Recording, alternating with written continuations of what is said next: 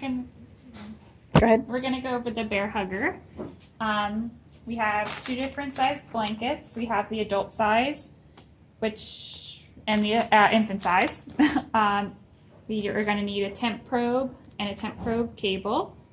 You're also gonna need an MD order to use the warming blanket, as well as a temperature goal from the MD. So for the adults, the Bair Hugger, it has a couple different settings. We'll go over that, and it has the cable that you hook up to the blanket. For the adult blanket, all you're going to do is put it over top of the patient with the whole side towards the patient, and then use a heavy cotton blanket to cover up the blanket.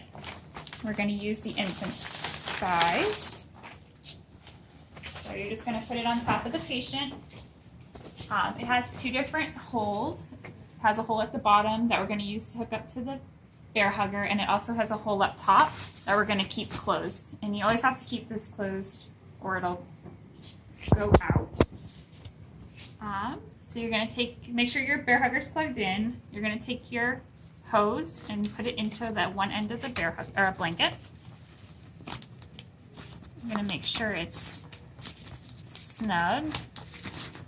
You're going to make sure you hook the Bair Hugger up to the bed just so it doesn't move, and then put a heavy cotton blanket over top. Okay, so we're going to come and turn the Bair Hugger on. It has 3 different settings. The temperature that's 32 is actually going to cool your patient. We want to keep it at 38.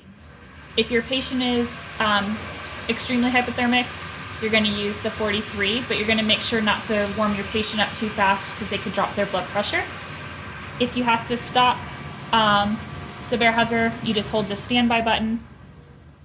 It stops and then you can resume. You're also going to make sure you're checking continuous temperatures and documenting an epic.